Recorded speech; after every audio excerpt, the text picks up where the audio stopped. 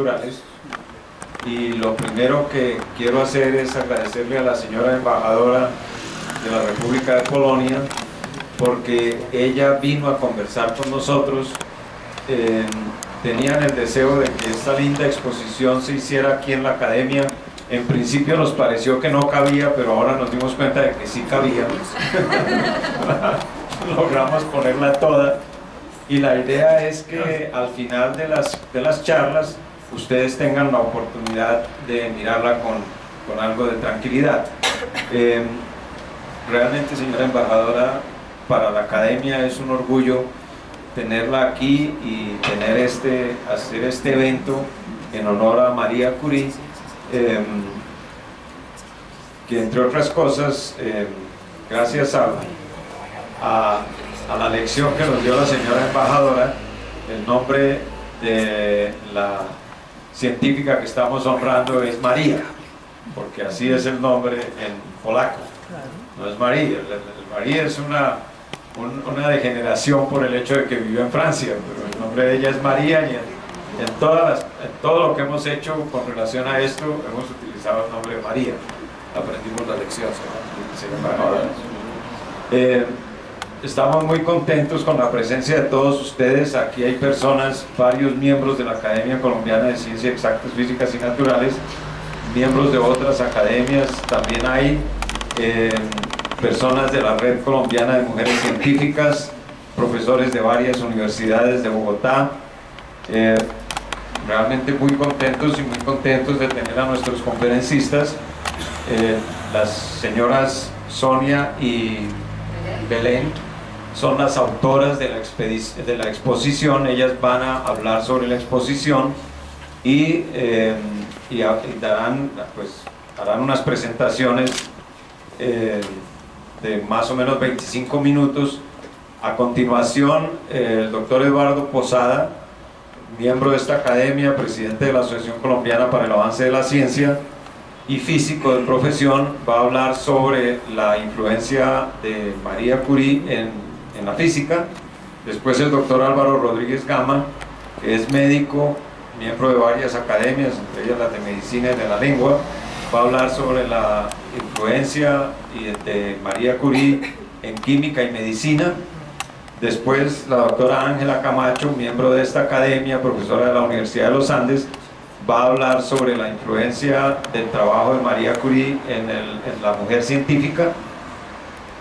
Al final de las presentaciones tendremos un video muy corto sobre la vida y obra de María, y después tendremos el panel para que haya la oportunidad de hacer algunas preguntas, y para terminar habrá una copa de vino que ofrece la embajada.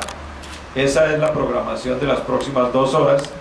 Dejamos unos minuticos, no comenzamos exactamente a las 3 como le hubiera gustado a los europeos, pero aquí siempre hay que dar 10 minutos extras. Entonces, bienvenidos a todos. Yo trataré de moderar las presentaciones y asegurarme del cumplimiento de los tiempos.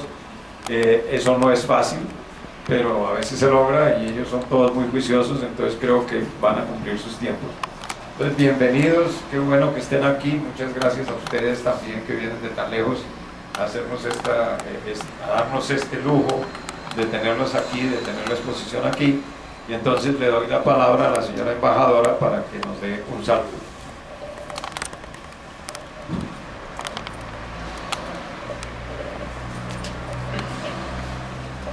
Señor director, ilustres panelistas e invitados, señoras y señores. Me llamo Agnieszka Friedrichowicz-Tykiel y tengo el honor de representar mi país Polonia en Colombia. En primer lugar, quisiera agradecer al director de la Academia Colombiana de Ciencias Exactas, Físicas y Naturales por acoger a nuestra propuesta de realizar hoy esta mesa redonda. Muchísimas gracias otra vez, director. Este evento forma parte del homenaje que celebramos en Colombia ahora para celebrar el sesquicentenario del nacimiento de María Skłodowska-Curie, una gran científica. Y bueno, y también estoy feliz que podemos apreciar hoy aquí en esta prestigiosa academia la exposición, una María Skłodowska-Curie, una polaca en París. Y un agradecimiento muy especial quiero dirigir a Sonia Rivas Caballero y Belén Yuste, renombradas investigadoras españolas, autoras de los libros sobre María Skłodowska-Curie y las comisarias de esta exposición. Me siento muy honrada de estar aquí con ustedes, distinguidas personalidades científicas y científicos colombianos. Ustedes conocen perfectamente la importancia de los descubrimientos de María Skłodowska-Curie y su marido Pierre Curie, pero permítanme decir unas palabras sobre el contexto histórico en el que vivía la gran científica. María Skłodowska-Curie los primeros 25 años pasó en su patria Polonia, que en aquel tiempo estaba ocupada por 3 imperios, entre otros Rusia, que intentaba imponer su lengua y sus costumbres. Pero María era una gran patriota, cultivaba las tradiciones polacas. También impartía clases clandestinas sobre la historia de Polonia. Al llegar el momento de decidir su carrera profesional, optó por la ciencia. No quiso dejar su patria, pero en aquel tiempo en Polonia ella no pudo conseguir una educación que quería porque los rusos no permitían el acceso de las mujeres a la educación superior. Así que decidió finalmente salir a París para estudiar y quería volver, pero en París conoce a que sería su marido, Pierre Curie, un gran físico francés. María Skłodowska-Curie, la única mujer que recibió 2 premios Nobel en distintas materias, no solo trabajó al servicio de la ciencia, sino también a favor de las mujeres y del lugar que ocupan en la sociedad. En Francia tenía que luchar duro para conseguir una posición reservada a los hombres. María y Pierre aislaron 2 nuevos elementos químicos, polonio y radio. Se dice que el radio, polonio, por supuesto, por su clara referencia a su patria, fue el primer elemento químico que recibió su nombre por razones políticas. Bueno, muchas gracias otra vez. Escuchemos ahora sobre María Skłodowska-Curie, hija de Polonia, nacionalizada francesa y científica del mundo. Muchas gracias.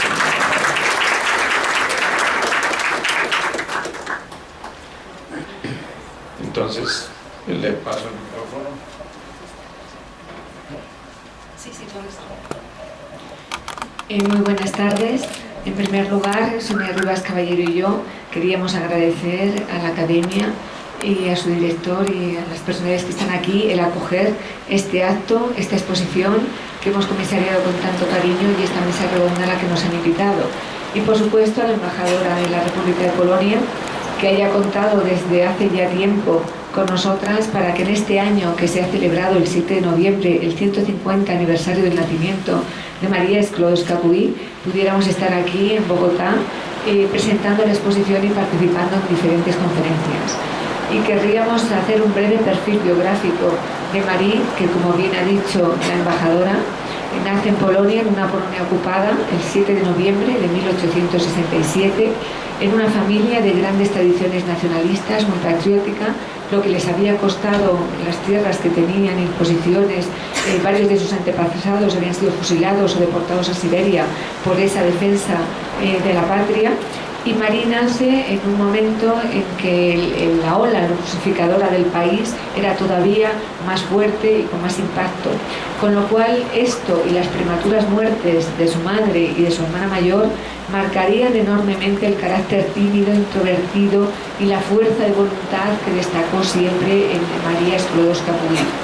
Ella, cuando fallece su madre, al igual que sus 5 hermanos, eran 5 hermanos y ella era la pequeña, y todos intentarán compensar de ese dolor y de esas pérdidas de su padre, sacando las mejores notas en el colegio, y terminarán la enseñanza secundaria con medalla de oro los 4 hijos que ya quedaban, porque la mayor falleció muy pronto. Como bien ha dicho la embajadora, María deseaba estudiar ciencias físicas. Su padre era profesor de física y matemáticas, marcaría mucho la vocación científica de Marie, también su carácter patriótico, porque puertas para adentro la familia siempre mantenía la tradición polaca, a pesar de que puertas para afuera aparentaban vivir en la cultura y la lengua rusa. Marie no podía acceder a la universidad, ni su hermana Bronia tampoco, que deseaba ser médico, y Marie tiene la idea de lo que en los paneles ustedes pueden leer que llamamos pacto fraterno, y es que Marie se ofrece a inmolarse durante 3 años de su juventud y partir a un lugar lejos de Varsovia para ser institutriz en una familia burguesa. Allí pasaría cerca de 4 años trabajando con los niños de esta familia, y el dinero que consigue su sueldo lo mandará íntegramente a su hermana para que, unido al dinero de su padre, Bronia pueda cursar estudios de medicina en la Sorbona. Cuando Bronia terminara, el pacto era que Marie costearía a su hermana la carrera de Marie en París. Y así era el proyecto, pero Marie tuvo un gran desengaño amoroso con el primogénito de esta familia, que le puso en la tesitura de elegir la herencia familiar o casarse con esta pobre institutriz muy culta, pero una simple institutriz. El chico no se decidió y fue una gran humillación para Marie, pero ella tenía que seguir allí porque su hermana dependía de ella. Esto la llevó a una gran depresión, de manera que cuando llegó la carta de Bronia, la esperada carta para que fuera a París, Marie ya no veía ningún sentido a su vida y le dijo que no, que ya viviría para atender a su padre y para vivir las alegrías del éxito de sus hermanos. Bronia fue la que insistió. Ella no sabía de los dolores y del sufrimiento de su hermana en ese sacrificio, y fue a Polonia a convencerla. Y así es como Marie llega el 3 de noviembre de 1891 a París, a la Sorbona, a cruzar ese soñado umbral, y se encuentra con la sorpresa de un país libre, en el que las lenguas se hablan con libertad, en el que nadie murmura, en el que la gente joven se ríe. Y para ella esto es un impacto tan grande, después de venir de aquella Polonia oprimida en la que tenía que murmurar y hablar a escondidas su propia lengua, que consigue, con esa tenacidad característica y viviendo en esas precarias bohardillas del barrio latino, graduarse y licenciarse con el número 1 en tan solo 2 años en ciencias físicas. Inmediatamente vuelve a su país, donde quería ser profesora, y devolver ese saber en esa universidad clandestina a sus compatriotas. Va a la Universidad de Cracovia esperando poder trabajar en un laboratorio de la facultad, y se encuentra con que no es admitida por ser mujer.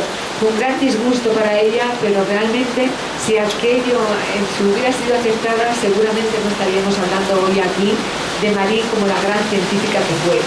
Ella vio en aquel momento que tenía unas lagunas en química y matemáticas, y decidió pedir una beca. Una compatriota suya pidió una beca al gobierno ruso, la beca de Sandrovich, que le permitió volver a París para una segunda licenciatura en matemáticas. Eso lo lograría en tan solo un año, en 1894. Y ese año conocería al gran científico Pierre Curie, que cambiaría el rumbo de su vida y su apellido. Pero, como ustedes saben, Pierre Curie era un eminentísimo científico, reconocido internacionalmente, con grandes trabajos, y Marie no dejaba de ser una joven polaca, doblemente licenciada, pero sin ningún futuro profesional en aquel momento. Contraerá matrimonio en 1895, nacerá su hija Irene, la mayor, la segunda mujer que conseguiría el premio Nobel en ciencias en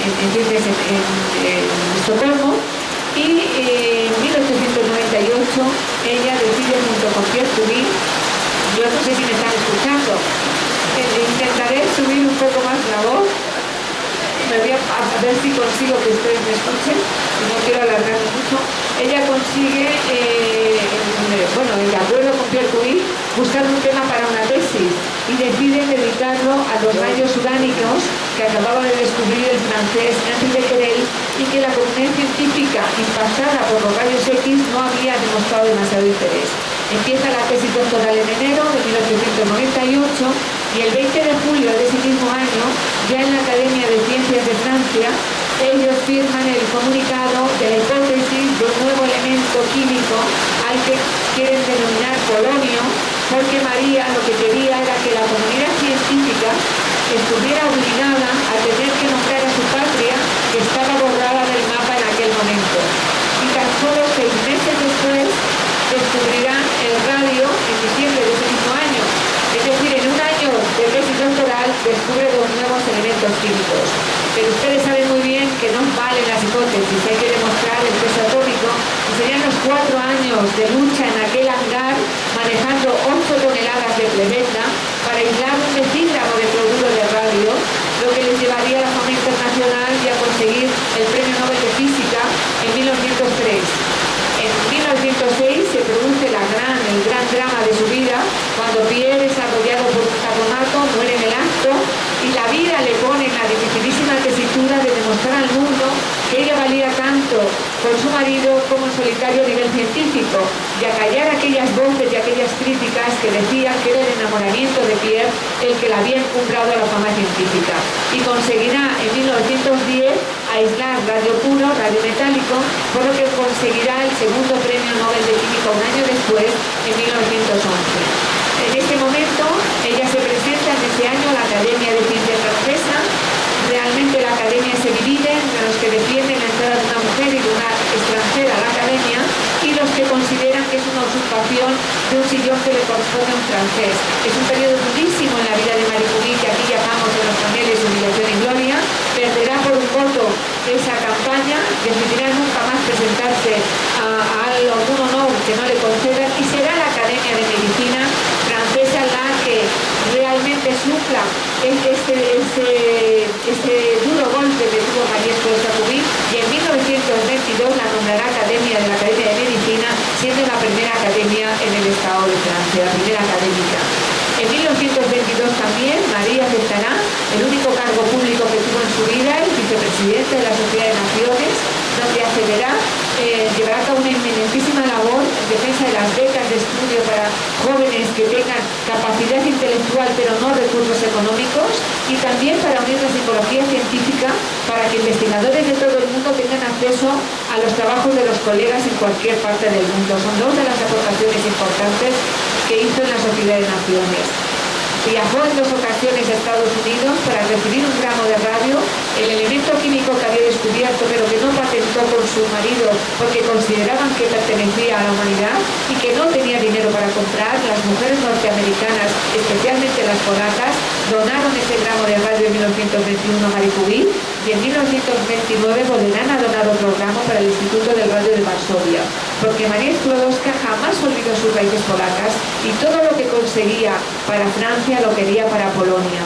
Así que instituyó el Instituto del Radio de Polonia, del que fue directora honorífica, que dirigió su hermana Bronia y que inauguró en 1932. En 1933 hizo su tercer viaje a España como vicepresidenta de la Sociedad de Naciones para presidir el debate sobre el porvenir de la cultura, y fue en Madrid donde dijo la famosa frase que la ciencia tenía una gran belleza y que un científico era ante los aparatos como un niño ante un cuento de hadas. Y también defendió en aquel debate del porvenir de la cultura una cultura de amplio espectro como la que ella había recibido en su Polonia natal, que sus padres le habían inculcado el amor a la ciencia, pero también a la literatura, al arte, a la poesía, ya la integridad del ser humano, y que ella defendía una cultura de amplio espectro, no la que se estaba tendiendo a saber cada vez más de menos, a la que por desgracia hemos abocado hoy en día. Moriría un año después, en 1934, después de conocer el descubrimiento de su hija y de su yerno, Frédéric Joliot, del descubrimiento de la radioactividad artificial, intuyendo que llegarían al premio Nobel, como sería así. Murió el 4 de julio de 1934 y sus hermanos polacos, evidentemente, llevaron a la ceremonia del entierro tierra polaca que cayó sobre la tumba de Marie Curie.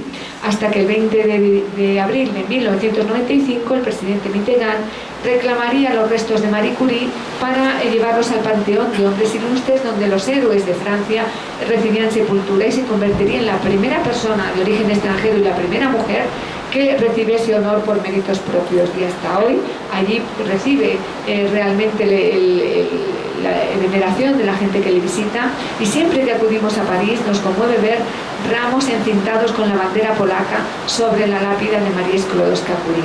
Muchísimas gracias por su atención, y les paso a Sonia, que les leerá algunas líneas escritas por la propia María.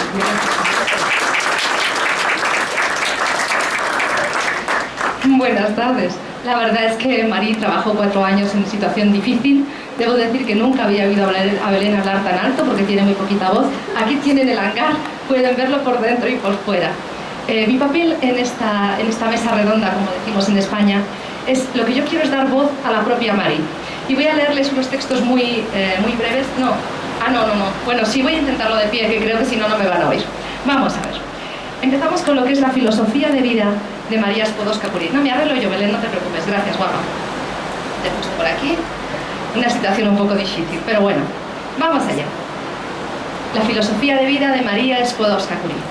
No podemos confiar en construir un mundo mejor sin mejorar los individuos. Con este propósito, cada uno de nosotros debe trabajar su propio perfeccionamiento, aceptando en la vida general de la humanidad su parte de responsabilidad, ya que nuestro deber particular es el de ayudar a aquellos a quienes podemos ser útiles. Y como estamos aquí en la Academia de Ciencias, hemos escogido unos textos basados un poco en la ciencia. Verán, el siguiente hemos querido justamente hablar de cuando ellos estaban en ese laboratorio, en ese hangar tremendo en el que la temperatura normal de trabajo era entre 6 y 12 grados, tantas horas al día. Recibían visitas, y eran siempre visitas de tipo científico. El hangar tenía muchas goteras, aquí no hay, gracias a Dios, y tenía también cristales rotos. En fin, era una situación un poco difícil, pero sin embargo ella lo recuerda así. Al margen del trato con nuestros colaboradores, no recibíamos a casi nadie en el laboratorio. De vez en cuando venía algún físico o químico para ver nuestros experimentos o para pedir consejo o información a Pierre Curie, que por su competencia en varias ramas de la física era muy reconocido. Entonces entablábamos largas conversaciones frente a la pizarra, de la que conservo un magnífico recuerdo, ya que constituían un estímulo a nuestro interés científico y a nuestro ardor en el trabajo, sin interrumpir el curso de nuestras reflexiones y sin turbar esa atmósfera de paz y recogimiento que reinaba en el laboratorio. En tercer lugar, y verá cómo cumplimos los 10 minutos exactos, tenemos así. Hemos elegido para ustedes, cuando la nombran después... Uy, que se me cae. Después de la gran injusticia de que... No, ya está, Belén. No se me cae, no te preocupes. Después de la gran injusticia de que no es elegida académica en la Academia de Ciencias, como debería haber sido, y no lo fue por un voto. Por cierto, les diré que fue muy difícil cómo la iban a elegir, si el presidente el día de la elección dijo: dejen pasar a todos menos a las mujeres. El tema era un poco complicado. Aún así perdió solo por un voto. Pero años después, yo creo que los propios franceses se dieron cuenta de que tenían que arreglarlo. Ya Marie era mundialmente famosa, había recibido tantos doctorados honoris causa, total, que la nombraron académica de la Academia de Medicina.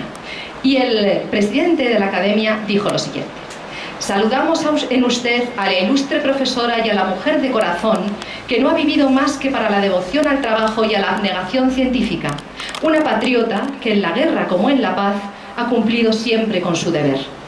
Su presencia aquí nos aporta la bondad moral de sus ejemplos y la gloria de su nombre. Le damos las gracias. Estamos orgullosos de su presencia. Es usted la primera mujer de Francia que ha entrado en una academia, pero ¿qué otra mujer habría sido digna de ello? Y a ver qué tengo por aquí. Sí. Entonces le piden en 1922 que escriba un libro sobre su marido que había fallecido, como le ha explicado, como les ha contado también Belén. Marie tiene muchas reservas para escribir este libro, porque realmente consideraba que debía hacerlo su hermano Jacques, que también era un gran investigador, o quienes lo habían conocido desde pequeños, pero todos opinaron que no, que Marie había estado tan unida a él que debía ser quien le escribía. Y en el prólogo, Marie hace un pequeño resumen de lo que significaba para su marido, para Pierre Curie, la investigación. Y dice que normalmente Pierre decía lo siguiente: La vida de un gran científico en el laboratorio no es idílica, como suele creerse, sino que a menudo es una lucha obstinada contra las cosas, contra el entorno y sobre todo contra uno mismo. Las jornadas fecundas de investigación se alternan con días de incertidumbre en los que nada parece salir bien, en los que hasta la materia parece hostil. Entonces es necesario no sucumbir al desaliento. Y sin renunciar jamás a su inquebrantable paciencia, Pierre Curie me decía algunas veces: pero qué dura es la vida que hemos escogido. Nuestra sociedad, en la que reina un ávido deseo de lujo y riqueza, no comprende el valor de la ciencia. No se da cuenta de que forma parte de su patrimonio moral más precioso y que es la base de todos los progresos que facilitan la vida y disminuyen el sufrimiento. Hoy en día, ni los poderes públicos ni la generosidad privada dan a la ciencia y a los sabios el apoyo a los medios indispensables para un trabajo plenamente eficaz. Pues esto que es tan de actualidad lo escribió Marie en 1922. Y ya estoy terminando, y les voy a leer para terminar cómo habló de ella Albert Einstein. Cuando falleció se escribieron reseñas sobre su trabajo y sobre su talante en todo el mundo. Y Albert Einstein escribió la siguiente, que mandó desde Nueva York. Cuando una personalidad tan destacada como Madame Curie llega al final de sus días, no debemos darnos por satisfechos solo con recordar lo que ha dado a la humanidad con los frutos de su trabajo. Las cualidades morales de una personalidad tan destacada como la suya quizá tengan un significado mayor para nuestra generación y para el curso de la historia que los triunfos puramente intelectuales. Hasta estos últimos dependen más de lo que suele creerse de la talla del personaje. Fue una gran suerte para mí poder relacionarme con Madame Curie durante 20 años de sublime y perenne amistad. Su grandeza humana me admiró cada vez más. Su fuerza, la pureza de su voluntad, su austeridad para consigo misma, su objetividad, su juicio incorruptible. Todas esas cualidades eran de un carácter tal que pocas veces se hallan juntas en un mismo individuo. Si la fuerza de carácter y la devoción de Madame Curie estuviesen vivas en los intelectuales europeos, aunque solo fuese en una pequeña proporción, Europa tendría ante sí un futuro más brillante. Querría saber qué hora es. ¿Qué tal voy? ¿Voy bien? Entonces quiero terminar, si me lo permiten, con un texto que me gusta mucho, pero que no había buscado porque el de Eva. ¿Dónde está? Búscame el de Eva. Sí. Es que Eve Curie, escribió la primera biografía de su madre. Sí, está en este lado, estoy segura. Escribió la primera biografía de su madre, de Marie Curie. Y con esa biografía transformó a Marie, que era realmente muy conocida, pero la transformó en icono universal. Y en el prólogo ella la describe de una manera preciosa que quiero leer para ustedes. Cuando yo nací, mi madre tenía 37 años. Cuando tuve la edad de conocerla bien, era una anciana ilustre. Y no obstante, fue la ilustre investigadora lo que más me extrañó de ella. Sin duda alguna porque la idea de serlo no ocupaba el espíritu de Marie Curie.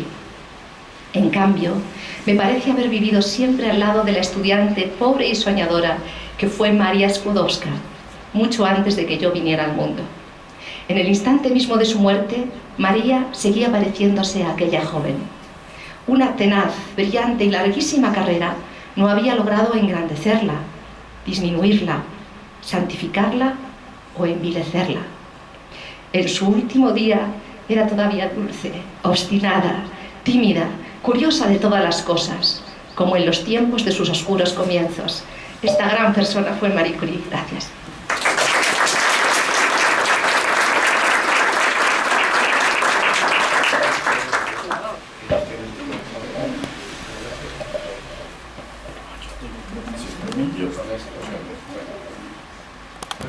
A continuación, el doctor Eduardo Posada, a quien ya les presenté rápidamente, profesor de la Universidad Nacional, director del Centro Internacional de Física, presidente de la Asociación Colombiana para el Avance de la Ciencia, miembro del número de la Academia Colombiana de Ciencias Exactas, Físicas y Naturales, etcétera, etcétera, etcétera.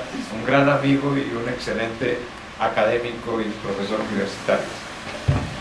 Bueno, muchísimas gracias, Enrique, y por esta oportunidad. Yo voy a hacer una presentación breve, espero cumplir los 20 minutos, y me voy a referir, como me había solicitado Enrique, que hablara fundamentalmente de los aportes de María, perdona, embajadora, que escribí María, de María, no hizo la tarea. Y pues voy a empezar por decir que ella se graduó de física, y por lo tanto fue su primer grado, y el segundo fue en matemáticas. La mayor parte de la gente la ve como una química, pero realmente su origen, por lo menos, tuvo que ver mucho con la física. Ya ustedes enumeraron pues brillantemente muchos de los hitos de su carrera, pero pues simplemente yo quiero recordar que ella empezó trabajando en propiedades magnéticas de aceros. Fue su primer trabajo de investigación, lo cual definitivamente la preparaba para el encuentro con Pierre, que fue uno de los grandes científicos del magnetismo, hasta el punto que la temperatura de transición de los ferromagnéticos se llama la temperatura de Curie. Entonces ella pues empezó en ese tema, y luego ya después de haber conocido a Pierre y todo lo demás, escogió, como ustedes bien lo dijeron, el tema del estudio de los rayos del uranio que habían sido descubiertos por Becquerel y que nadie entendía, por fortuna. Y eso me da pie para hablar de la física de la época, porque había una cantidad de cosas que nadie entendía y que realmente llevaron a una revolución científica. Y ella descubrió algo muy interesante que nadie se esperaba, es que esos rayos del uranio tenían la propiedad de hacer que el aire se volviera conductor, una cosa totalmente extraña y sorpresiva.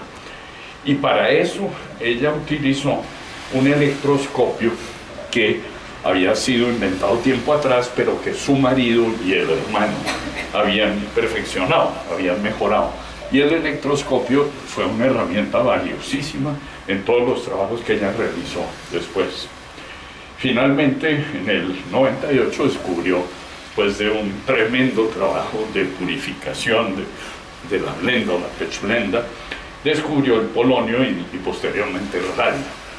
Y ese descubrimiento en particular, el del radio, pues llegó a decir, pero aquí se están violando los principios de conservación de la energía, porque había un derroche de energía en ese elemento que a la hora de la verdad nadie entendía. Y yo por eso, pues bueno, y en 1903, junto con su marido, recibió el primer premio Nobel, que fue el de física. Pues yo quiero ahora detenerme un momento a hablar de la física de la época y de lo que estaba pasando en ese momento en física, que fue fantástico. Creo que todo a finales del siglo XIX, los físicos que poco nos equivocamos, no creíamos en los átomos. Y muchísimos físicos, y eso llevó pues a la depresión, a Boltzmann, etc.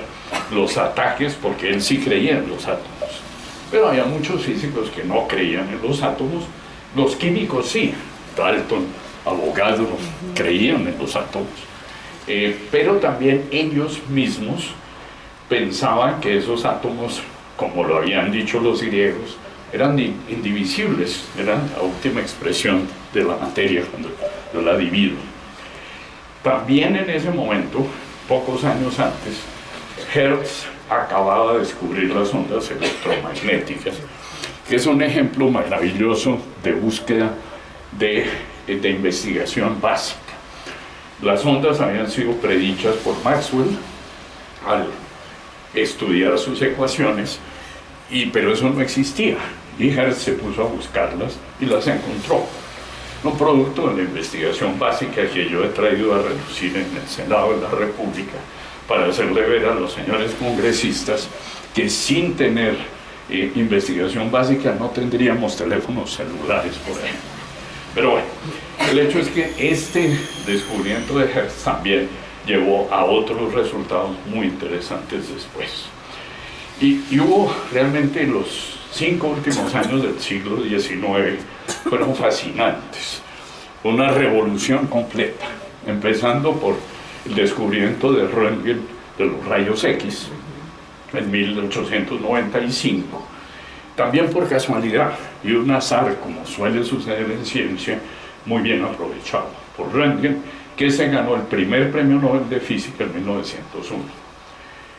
Becquerel, como ya lo oímos, descubrió también en ese mismo momento, casi al tiempo, la radioactividad. Descubrió que había unos elementos, unos minerales, que eran capaces de hacer lo mismo que hacían los rayos X de Röntgen, pero que no tenían nada que ver con un aparato, ¿no?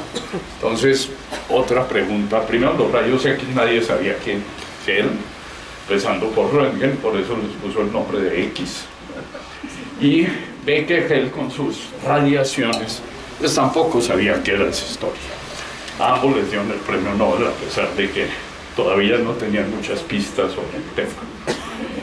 Y luego vino un paso fundamental, el de este señor J. Thomson, un inglés, que descubrió, jugando con un jueguito, un aparatico que les voy a mostrar, que nos gusta mucho a los físicos, todavía usamos de vez en cuando, que es el tubo de rayos catódicos.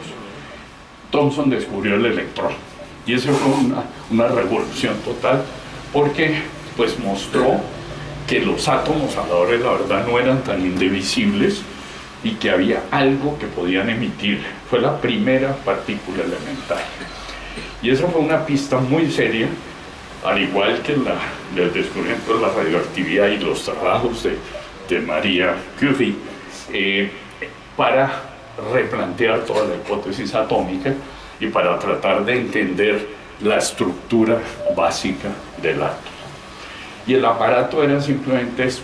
Aquí en ese aparato, una variante de eso, se descubrieron los rayos X primero y el electrón después. Es decir, que jugó un papel absolutamente fundamental. Y aquí simplemente es un tubo de vidrio en el cual se puede hacer vacío, se pueden meter unos electrodos, eventualmente poner una pantallita fluorescente al final. Y ahí pues Thomson descubrió que había una corriente que era transportada por algo, y ese algo finalmente es lo que se llama hoy los electrones.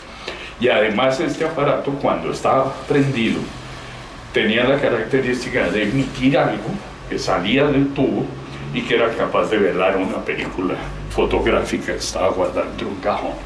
Y ese fue el descubrimiento de los rayos X. De manera que un dispositivo muy sencillo, pero que fue decisivo para toda la historia de la física. Y Lennard un húngaro, se puso a jugar con el dispositivo que Hertz había utilizado para descubrir las ondas de radio, las ondas electromagnéticas, y Lennard se dio cuenta de que cuando se iluminaban, tenía un aparatico que hacía saltar chispas, cuando iluminaba esos electrodos donde saltaban las chispas con luz, las chispas, si la luz era ultravioleta o azul, las chispas saltaban con mayor facilidad. Y a eso entonces se lo llamó el efecto fotoeléctrico, una interacción entre la luz y la materia y la electricidad. Se ganó también el premio Nobel en 1905, toda esa gente se ganó el premio Nobel, creo que no voy a mencionar ninguno que no se lo haya ganado. María fue la única que se ganó 2 en esa época. Y bueno, no voy a entrar en muchos detalles, pero se vio que la energía, o sea, la velocidad de esos electrones, dependía del color de la luz. Y eso fue algo que dejó a todo el mundo muy perplejo. Es decir, que si la luz era azul, los tales electrones que se emitían ahí en ese aparato tenían más velocidad, más energía que si la luz era roja. Eso no se entendía para nada.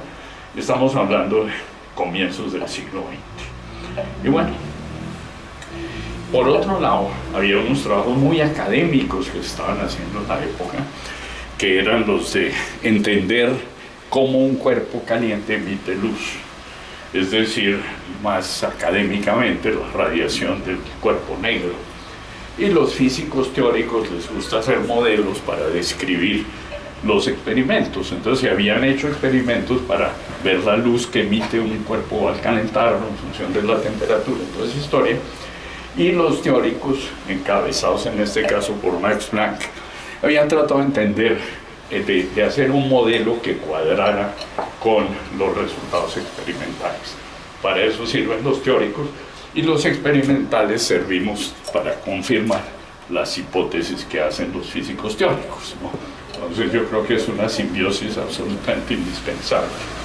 Pero bueno, el hecho es que el modelo, la explicación hecha a partir de un modelo sencillo de oscilador armónico no cuadraba.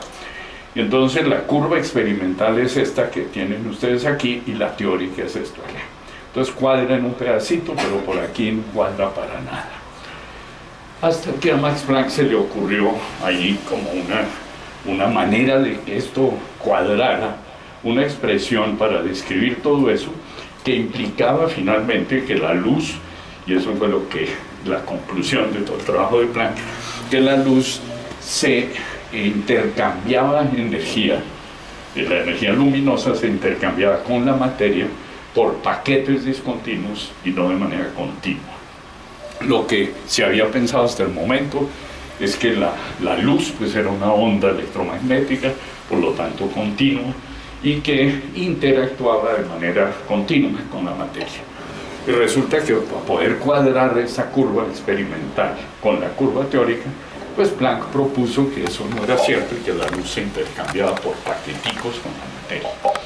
Esa idea había sido enunciada por Newton en el siglo XVII, pero como se pudo demostrar que por medio de muchos experimentos, que la luz era una onda, tenía un comportamiento ondulatorio, pues se había descartado la idea original de Newton, de que la luz estaba hecha de corpúsculos, de partículas.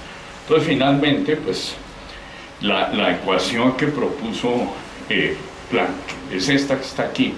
El modelo tradicional de oscilador armónico daba esto, que era la curva que vimos, pero esta sí cuadra con los resultados experimentales.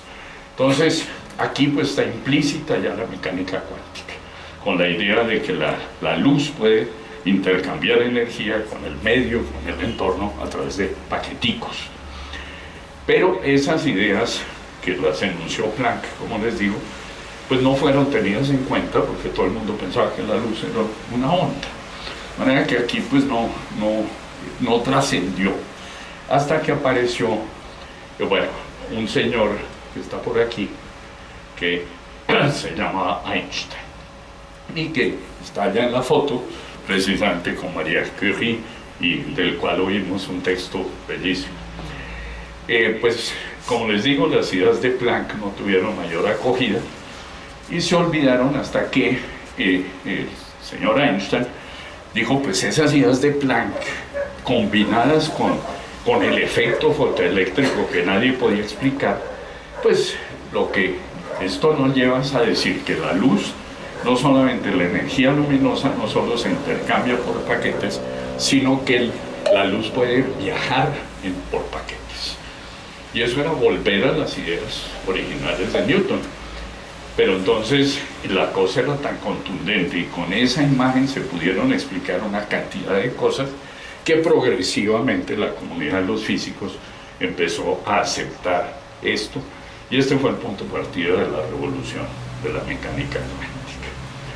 Entonces, como les digo, era volver a las ideas de Newton y ir a decir que la luz no era solamente una onda. Y finalmente lo que tocó hacer fue combinar las dos cosas. Inventar un bicho exótico, que es el fotón, por ejemplo, que se puede comportar como una onda o como una partícula según el tipo de experimento que yo haga. Entonces, Einstein también, en ese mismo año, 1905, elaboró la teoría de la relatividad especial. En un solo año propuso 3 artículos que cambiaron la historia, 4. Uno de ellos fue la relatividad especial, el otro la explicación del efecto fotoeléctrico diciendo que la luz eran paqueticos, y la tercera fue explicar algo que había observado un biólogo inglés al mirar unos granitos de polen en una gota de agua que se movían de una manera aleatoria y que nadie entendía tampoco. Einstein dijo, pues eso es simplemente porque las moléculas de agua que se están moviendo todo el tiempo le pegan a los granitos y los hacen brincar. O sea que los átomos y las moléculas sí existían, y Einstein pues con este artículo solucionó la pelea entre químicos y físicos, porque ya tocó aceptar que los químicos tenían razón. Y bueno, ya entonces la idea pues de que existen unos átomos, de que la luz está hecha de paqueticos, empezó a trascender, y a partir de ahí pues empezó a generar todo el desarrollo de la física del siglo XX y XXI. Y Einstein, de todos modos, aquí en esta frase que produjo en 1951, es decir, 45 años después de su artículo del efecto fotoeléctrico, dice: estos 50 años de cuidadosa exploración no me han traído más cerca a la explicación de qué es un fotón o qué es un quantum de luz. Hoy en día cualquier tonto piensa que sabe qué es eso, pero se equivoca. Entonces es interesante que él nunca le gustó la mecánica cuántica, de hecho, y tuvo sus serias discusiones con Niels Bohr y otros, pero de todos modos, a regañadientes, fue el que le dio el primer empujón a la mecánica cuántica con su explicación del efecto fotoeléctrico. Entonces, con estos hechos se pudieron explicar un montón de cosas, y el premio Nobel lo recibió Einstein por el efecto fotoeléctrico y no por la relatividad. Bueno, Rutherford y Soddy explicaron la desintegración radioactiva mediante experimentos, y descubrieron que podía haber 3 tipos de radiación, alfa, beta y gamma, y eso fue para explicar precisamente los experimentos hechos por Marie y su marido y Becquerel. Y ellos recibieron el premio Nobel en 1908. Se inventó la cámara de niebla, que permitió visualizar la trayectoria de las primeras partículas experimentales. Y aquí hay fotos de las primeras imágenes de una cámara de niebla. Yo quiero aquí destacar que se está abriendo las puertas de un mundo fascinante, un mundo que hasta ese momento nadie conocía. Es decir, que se descubrió el micromundo, se descubrió todas las partículas atómicas, subatómicas, la estructura atómica, y todo eso se dio en 10 años, los últimos 5 y los 5 primeros. Allí fue el punto de partida de toda esa revolución conceptual que nos ha permitido pues, que tengamos computadoras y que tengamos teléfonos celulares. Quiero destacar aquí el experimento de Rutherford, porque aquí también aportó muchísimo María. Este experimento no lo voy a detallar porque permitió a Rutherford encontrar la estructura de un átomo y proponer un modelo atómico. Este experimento no se hubiera podido hacer sin tener unos miligramos de radio, y ese radio pues fue el que María descubrió, porque la fuente de partículas que utilizó Rutherford era precisamente polonio, en este caso, el polonio que había descubierto María. Entonces ella jugó un papel fundamental ahí en este descubrimiento de la estructura íntima del átomo. Y bueno, Rutherford entonces ya propuso un modelo atómico basado en esos experimentos. Niels Bohr también propuso el suyo, Thomson había propuesto el de él, y finalmente pues el que perduró está basado en las ideas de Niels Bohr, diciendo pues que los electrones en un átomo no son ni partículas que giran como planetas en el sistema solar, ni pasas en un pan como lo había propuesto Thomson, sino que ocupan niveles de energía diferenciados como están aquí en este modelo. Y bueno, con eso ya Niels Bohr le dio el punto de partida definitivo a la mecánica cuántica. Y por último, pues quiero destacar que este señor, otro francés, Louis de Broglie, fue el que dijo que esa propiedad de la luz de poderse comportar como una partícula también era común a todas las partículas y que los electrones se podían comportar como ondas. Y fue pues obviamente un paso importantísimo en todo lo demás. Y eso se pudo demostrar experimentalmente. Entonces, un experimento que muestra que los electrones también se comportan como ondas. Bueno, con eso ya hice una visión muy rápida. Y yo quiero ahora sí volver dentro de ese contexto que les he planteado, de los primeros pinitos de la física moderna. ¿Cuál fue el aporte de Marie? Pues los aportes fueron directos. Primero, obviamente, los trabajos en magnetismo que ella misma hizo con Pierre, el estudio de la ionización de los gases que intervino en su tesis de doctorado, el descubrimiento del radio y el polonio, y la radioactividad, porque fue la primera pista, junto con Becquerel, pero ella también, lo que pudo llevar a demostrar que los átomos tenían una estructura, que no eran indivisibles. Y pues el radio y el polonio, base para los trabajos de Rutherford. Y un legado que no es menor fue su hija Irene, que junto con Frédéric recibió también el Premio Nobel de Física por el descubrimiento de la fisión nuclear. Y pues por último quiero mostrarle una foto que no la vi en los paneles. Es una foto histórica de un congreso que hacían periódicamente en Europa, que se llamaban los congresos Solvay, y el de 1927, que fue el último de los congresos Solvay, reunió a toda la plana mayor de la física de la época. Y ahí tienen ustedes a Einstein aquí sentado, pero tienen a Marie, a Perrin, bueno, mejor dicho, para los que quieran verlo, pues aquí, para un físico, están todos los papás de la física contemporánea, y el único que hace falta ahí es Fermi. No se sabe por qué no está. Él estaba muy joven, tenía 26 años, tal vez fue por eso, estaba en otras cosas, pero el resto están todos. Y para que ustedes se entretengan, pues aquí tienen la lista de Bayle, Muir, Knudsen, Picard, Planck, todos. Heisenberg, todos están por ahí, Schrödinger, Compton, De Broglie. Es decir, es un conjunto de talento que nunca antes se había logrado y que creo que no se va a poder volver a reunir como en ese momento. Pero lo que sí quiero destacar es que ahí una actriz principal y central en todo esto fue Marie, y María pues fue una de las responsables de que hoy tengamos ciencia y que estemos progresando en la tecnología. Muchas gracias.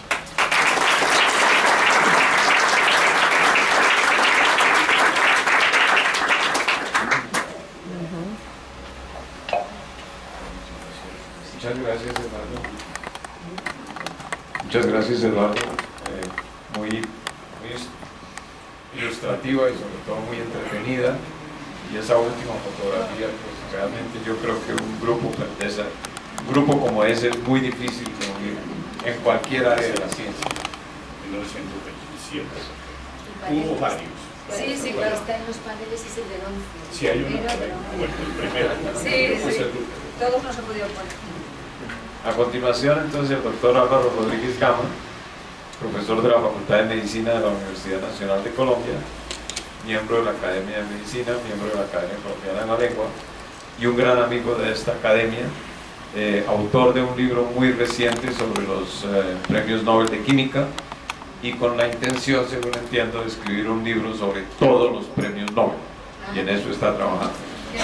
Entonces, Álvaro, por favor, él nos va a hablar de la influencia de María Curie en química y medicina.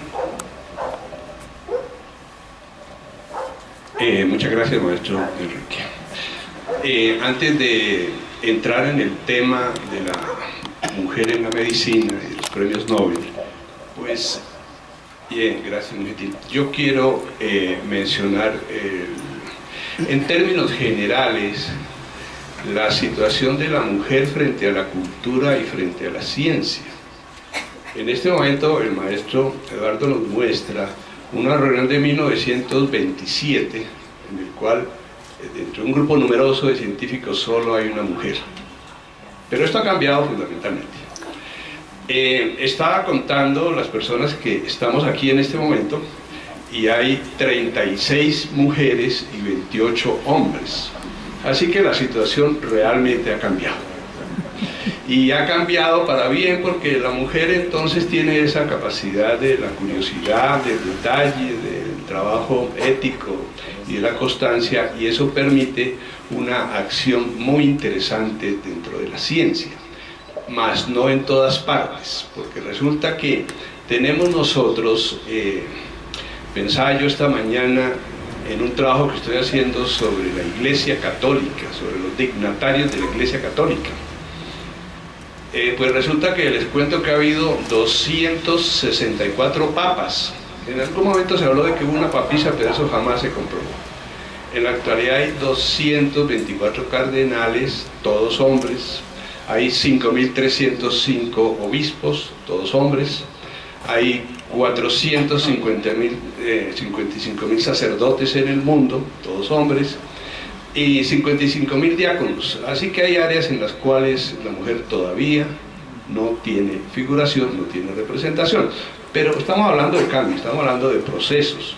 Igualmente hablaba con un almirante esta mañana, le pregunté, almirante, ¿cuántos almirantes hay en Colombia? Me dijo, el almirantazgo lo componemos 36. Y le dije, mujeres, no, mujeres ninguna. La que más ha llegado es a un grado que se llama capitán de fragata, que es inferior a capitán de navío, luego viene contraalmirante, vicealmirante y almirante. Pero me decía que ya en curso y en los próximos años habrá mujeres en el almirantazgo. Lo digo porque en este cambio, en esta modificación de la cultura, la mujer cada vez tiene un papel mayor. Y tiene que ser así. Claro que todos comprendemos que venimos de unos orígenes en la humanidad, en la cual si alguno tuvo oportunidad de saber de la bisabuela, para las bisabuelas el número normal de hijos era 15, para las abuelas entre 10 y 12, para las madres nuestras entre 4 y 7.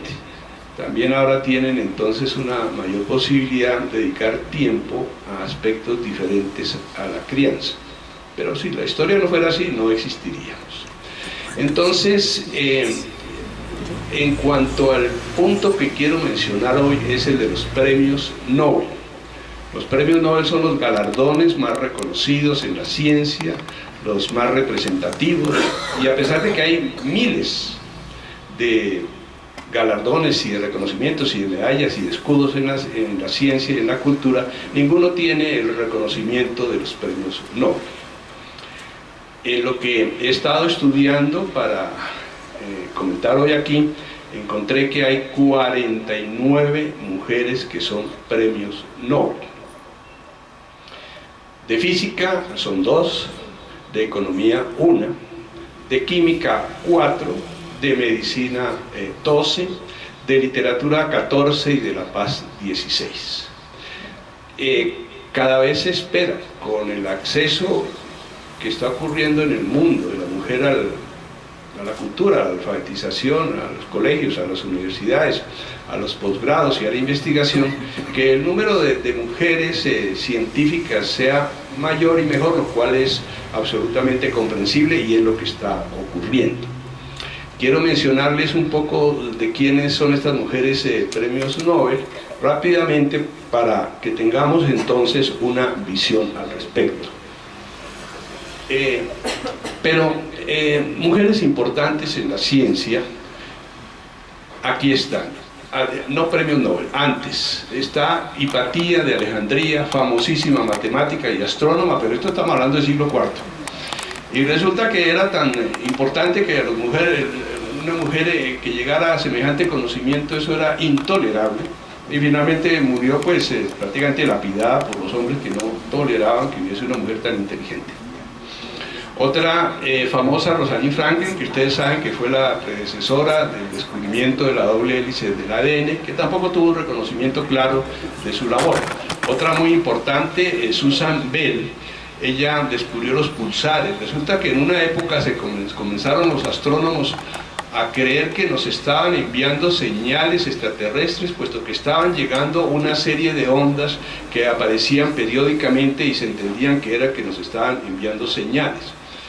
pero ella descifró que lo que ocurría era que existían una serie de astros que giran tan rápido alrededor de sí mismo, que la luz entonces daba la impresión de que venía en paquetes, pero no, era la misma situación, no había tal situación de comunicación extraterrestre. Augusta Ada Byron, pues ella fue una mujer que trabajó en lo que hoy en día llamaríamos los software, fue la primera mujer informática del mundo. Lise Meitner entonces estuvo trabajando mucho también en la fisión nuclear, de hecho con Otto Hahn, pero ahí ocurrió que a Otto Hahn se le dan premio Nobel y a ella no le reconocen su aporte. Emmy Noether, que es una famosísima matemática, Einstein decía que esta fue la matemática más importante que ha tenido la humanidad, le reconocía ese trabajo. Sophie Germain, que descubrió pues, los números primos, que tienen todo el valor y la utilidad que se conoce dentro de las matemáticas, y Jane Goddard, que trabajó en el estudio de los primates y de los simios, fue una de las personas que más aportó en ese conocimiento. Bueno, mujeres, premio Nobel de Medicina, entonces está Teresa Corti, que con su esposo Ferdinand, esta fue la primera premio Nobel de Medicina, 1947. Ella descubre una cosa que se llama el ciclo del glucógeno, cómo el glucógeno sale del hígado, se transforma en la sangre en glucosa, cómo en condiciones anaeróbicas se va para el músculo y donde se produce el ácido láctico, y cómo ese proceso se revierte. Pero ¿qué es lo interesante del descubrimiento? Pues el ser humano, como sabemos, tiene 206 huesos y 570 músculos. Nadie entendía por qué esos músculos, de qué manera operaban, de dónde sacaban la energía. Ella descubre el metabolismo muscular. Rosalind Yalow, entonces, es una matemática y es una médica, y ella se preocupó mucho de una cosa. Las sustancias bioquímicas son diminutas, pero tienen una importancia muy grande. Por ejemplo, el ACTH, que es una hormona adrenocorticotrópica, que genera tantos cambios en el organismo, sin embargo se mide en picogramos, es una cuestión absolutamente ínfima. Ella estableció una serie de pruebas con tensión radioactiva para poder medir esta sustancia, le dieron premio Nobel por eso. Barbara McClinton. Teníamos todos en la ciencia durante muchos años el problema de entender la genética, el problema, cómo se entiende que en la naturaleza haya tantísima variedad. Eso no es muy claro. Antes sabíamos de lo que dijo Lamarck, lo que había dicho Darwin, lo que había dicho Mendel, pero ¿cómo se entiende que hijos de los mismos padres resulten tan absolutamente diferentes? ¿Y cómo comprender que haya 200 millones de especies vegetales y 7 millones y medio de especies animales? ¿De dónde surge tanta dispersión, tanta creatividad, tanta variedad? Ella, trabajando con maíces y viendo que no se cumplían las leyes de Mendel, comenzó a estudiar claramente los 10 cromosomas del maíz y encontró una cosa muy interesante: los genes, donde está pues la información de la arquitectura de los organismos. Se creía que eran inmóviles, ella los encontró que no, que eran móviles, que eran saltarines, y que esas pequeñas modificaciones, esos pequeños movimientos de los genes podían explicar entonces la gran diversidad que hay en la genética. Fue uno de los aportes más interesantes a la comprensión. Rita Levi Montalcini, yo creo que la han escuchado porque esta fue tal vez la mejor líder feminista que ha tenido la humanidad. Ella vivió hasta los 103 años, murió hace poco. Ella estudió los factores de crecimiento neuronales y era una persona que a los 100 años hacía teleconferencias con una lucidez absolutamente espantosa. Menos mal que hoy en día quedan grabadas todo este tipo de conferencias, y es increíble que a los 100 años una persona tenga semejante lucidez. También dejó consejos tan sabios como los siguientes: la labor de los terapeutas y de los profesores es liberar el genio que existe en cada ser humano, ¿no? En vez de restringirlos y regañarlos y ponerles a hacer tareas, más bien a ver si sacamos la creatividad de las personas. Gertrude Elion estudia los fármacos con un planteamiento muy sencillo: no es posible que los fármacos sigan matando las células sanas a la par que las enfermas. Tenía que ser así, no había otra posibilidad. Pero ella dice: no, muy importante que cultivemos células sanas, cultivemos células enfermas y logremos fármacos que ataquen solamente a las células enfermas y no a las sanas. Descubrió una cantidad de cosas: la seimercaptopurina, que fue la primera droga útil para la leucemia; la colchicina, que fue la primera útil para la gota. Christian Nuller pues estudia entonces los factores de crecimiento embrionario y descifra muchas de las enfermedades genéticas. Bueno, parece que hasta aquí nos llegó la presentación. Ahora pedimos ayuda aquí a los expertos.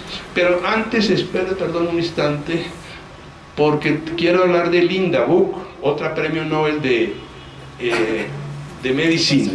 Linda Buck se dedicó a estudiar el olfato. Se conocía mucho de la visión y de la audición, pero no se conocía del olfato. Y ella fue capaz de identificar 10.000 receptores de olores diferentes, uno de los grandes órganos de los sentidos. Fue ella pionera en todo esto. François Barré de Sinusois con Luc Montagnier encuentra el causante pues de semejante desastre epidemiológico actual que es el SIDA. Encuentra cómo el VIH es determinante y es causa etiológica de esto. Aquí un par de genios, Carol Greider y Elizabeth Blackburn. Hay una estructura en los cromosomas que se llama el telómero, está en el extremo del cromosoma. No se conocía bien su función ni sobre todo cómo se mantenía. Al estar el telómero, una estructura en el extremo del cromosoma, decimos, permite que la célula se mantenga joven y activa. Al disminuir el telómero, se envejece el cromosoma, nos envejecemos los organismos, pero comenzaron a hacer experimentos de meter mucha telomerasa que mantenía grande el telómero. Miren, estas dos señoras, prácticamente es lo que en la humanidad lo que más se ha acercado al famoso elixir de la juventud, que tanto buscaron los alquimistas durante tantos siglos. Y entonces hoy en día encontramos, ya identificando más genes que tienen que ver con esto, cómo vamos a lograr la longevidad. La longevidad, señoras y señores, ya se ha conseguido en muchos organismos. Se le ha duplicado el tiempo de vida a varios microorganismos. Por ejemplo, la Drosophila melanogaster, la famosa mosca de la fruta, ya la tienen viviendo el doble y el doble y medio de tiempo. Las células epiteliales de la piel las tienen ya viviendo el doble de tiempo. Las levaduras, los hongos de las levaduras están viviendo el doble de tiempo. Han abierto la puerta a la longevidad. Así son de importantes los descubrimientos de los premios Nobel, y específicamente aquí los premios Nobel entonces en la medicina. May Moser estudió pues, la ubicación espacial cerebral, el famoso GPS. Uno cierra los ojos, uno sabe dónde está, adelante y atrás, y cómo funciona eso. Y llegan a un sitio las personas y enseguida se orientan. Eso es por la presencia pues, de una gran cantidad de receptores y una gran cantidad de organizaciones bastante útiles. Y finalmente, en el año 2015, YouTube. Vamos a YouTube, llamárselo YouTube en el siglo XX. Entonces, esta persona encontró la artemisina, que es una droga maravillosa para la malaria, que es la 11ª causa de muerte en el mundo. Bueno, en química ya, aquí todos han mencionado lo de María Curie, es decir, es que una persona con semejante capacidad, con semejante inteligencia, eso no se consigue. De hecho, el mundo le ha reconocido, porque hay que darle 2 premios Nobel. En química y física, ahí esa hazaña no la ha hecho ningún hombre ni la va a hacer, porque eso es muy complicado. Cuando sí ha habido premios Nobel que han tenido 2 en la misma área. Por ejemplo, Frederick Sanger tuvo 2 premios Nobel en química. Él en 1958 descubre el orden de los 51 aminoácidos de la insulina, y también en 1980 el orden de los nucleótidos de los ácidos nucleicos. John Bardi también, obviamente ha tenido 2, y es un físico que muy importante, el Linus Pauling, que tuvo uno en química, pero también el otro fue en La Paz. Bueno, pero ¿qué decir de estas personas? Para añadir a todo lo que afortunadamente el mundo hoy en día le está reconociendo, es que también es la parte, digamos, de valor de estas personas. ¿Cómo lograron meterse en una guerra? ¿Qué mujer se mete en una guerra en 1914 y a ayudar de la manera que ayudó? Y a meterse con ambulancias en las cuales tenía aparatos de rayos X, y lograr entonces la exactitud en el diagnóstico, la ayuda en la curación de tantos miles de soldados. Ella logró establecer hasta 20 ambulancias en la mitad de la guerra, cosa que pues era en su momento absolutamente extraño. Además también utilizaba radio para la cicatrización de heridas. Son aportes increíbles. Cuando uno en general se pone a pensarlo, todas estas cosas de los rayos X, lo que ocurre con la tecnología es que nos acostumbramos a ella y por lo tanto después nos parece normal, así como a todos nos parece normal hoy en día tener una central telefónica en el bolsillo, pero es que si uno piensa, hace un tiempo eso no existía, era imposible. Radiografías, no tener que abrir a los seres humanos para saber qué les está pasando por dentro, mire, ese es un paso de esos gigantescos. Y la segunda causa de muerte en el mundo son los tumores. En Colombia también es la segunda causa de muerte. Y entonces poder una persona decir, vamos a tratar tumores utilizando radioterapia, eso es apenas una cosa de un poco más de un siglo, tampoco estaba planteado eso. Pero todos estos descubrimientos, uno se pone a pensar, es que hay personas que hacen tanto que es tan imposible dimensionar la utilidad de lo que han hecho. Como decir, por ejemplo, a cuántas personas le ha salvado la vida la penicilina de Fleming, es que eso es incuantificable. Entonces son de ese tipo de seres humanos que hacen cosas que sobrepasan pues a todo mundo y a todo lo que se ha hecho. La hija igualmente, que además tiene toda una acción que ustedes conocen de defensa social, de involucrarse en causas socialistas y de gran acción para mejorar las situaciones humanas y para disminuir las desigualdades. Otra persona, Dorothy Crawford, entonces ella estudió también la difracción de los rayos X. Miren que los rayos X no solamente han permitido ver qué tienen los seres humanos por dentro, sino que cómo están compuestas las sustancias químicas, los minerales, todo el cosmos, es increíble hasta donde han servido. Luego está Ada Jonath, y Ada Jonath estudia lo que tiene que ver con los ribosomas, la fábrica de proteínas de las células, y las descifra.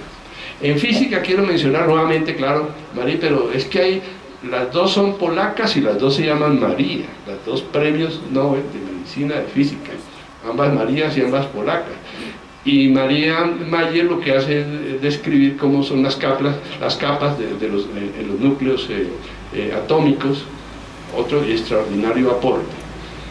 En ciencias económicas está el Lino Nostro, que estudió lo que llama la gobernanza, cómo se organiza la administración de pequeñas empresas no gubernamentales. Y bueno, ya finalmente ha habido muchas premios Nobel de literatura. Las mujeres entonces también tienen esa infinita sensibilidad y capacidad para la poesía y la lírica y la prosa. Hay algunas que ustedes reconocen, como Gabriela Mistral de Chile, y personas cuyas obras todos hemos gozado y que ha sido pues de una gran trascendencia para la humanidad. Están las últimas, Herta Müller, Alice Munro, y también la americana Alexis Bish, que vino recientemente aquí a Colombia. En La Paz, porque es que la mujer tiene esencia pacifista, no que no tenga esencia de lucha o de persistencia o de progreso, pero partidarias de la paz las mujeres. Entonces están las que participaron en muchas guerras, en muchas luchas, pero buscando siempre la conciliación. Está también la Madre María Teresa de Calcuta, con todas sus implicaciones para el futuro. Está Rigoberta Menchú, de Guatemala, la defensa de los indígenas, otro de los grandes grupos marginados de las sociedades, y de todas partes personas que entonces, la última, ustedes recuerdan, Malala, que a una edad de adolescente, sin embargo luchando porque la mujer tuviese acceso a la educación. Entonces, termino diciendo que hay un cambio cultural muy grande, no en todas partes, como podrá ahora relatar la maestra Ángel, porque por ejemplo hay 18 países del mundo en los cuales todavía la mujer no puede salir a la calle, está prohibido, ni siquiera pues para una cosa de salud ni para nada. Pero el cambio es muy grande y el cambio está ocurriendo en todo el mundo y tenemos afortunadamente cosecha de mujeres científicas.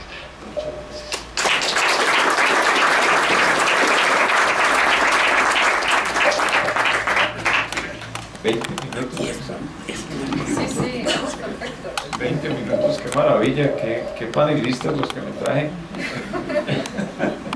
Ahora entonces a continuación la doctora Ángela Camacho, física, profesora de la Universidad de los Andes y presidente de la Red Colombiana de Mujeres Científicas. La Red Colombiana se creó en asocio con la Academia Colombiana de Ciencias Exactas, Físicas y Naturales. Nosotros les damos básicamente apoyo logístico, cosa que nos enorgullece además Ángela porque ha hecho una magnífica labor. Todavía nos falta mucho, las mujeres no han entendido que esta red sería muy importante para ellas, pero ella les va a hablar más de eso, entonces no le quito más espacio. Ángela, muchas gracias. Pues yo prefiero hablar. Perdón, y miembro del número de la academia también. Gracias. Bien, yo estaba disfrutando la anterior presentación porque realmente es mostrar realmente lo que han hecho las mujeres y eso para mí es increíblemente motivante. Entonces le agradezco muchísimo, me pareció excelente y es una cosa que yo creo que todos deberíamos apreciar, ¿no? El papel y el legado de las mujeres. Aquí vamos a hablar un poco del legado de María Curie y yo quiero relacionar los diferentes aspectos de su vida y tratar de traerlos a la situación actual de las científicas. Entonces voy a tratar de verla a ella desde 3 puntos de vista: como educadora, como científica creadora de nuevo conocimiento, como, ¿qué diría yo?, aplicación de la tecnología. Cuando veíamos ahora, ella enseñó cómo se aplicaba lo que ella había encontrado, o sea, para qué servía lo que hizo. Y ver un poco que esas 3 cosas, hechas por una mujer, es lo que tal vez es tan interesante ahora y que es el ejemplo que nos da. Entonces voy a mirar cómo, voy a empezar con esta frase que ya la oímos al principio porque es una de las frases más interesantes, porque creo yo que esa frase, que pues es de más de hace un siglo, es precisamente describe la situación nuestra, o sea, nuestra sociedad en la que reina un urgente deseo de riquezas y lujos, no entiende el valor de la ciencia. No se da cuenta de que la ciencia es una de las partes más preciosas de su patrimonio moral, ni ha asumido de modo suficiente el hecho de que la ciencia está en la base de todo el progreso, que aligera la carga de la vida y disminuye su sufrimiento.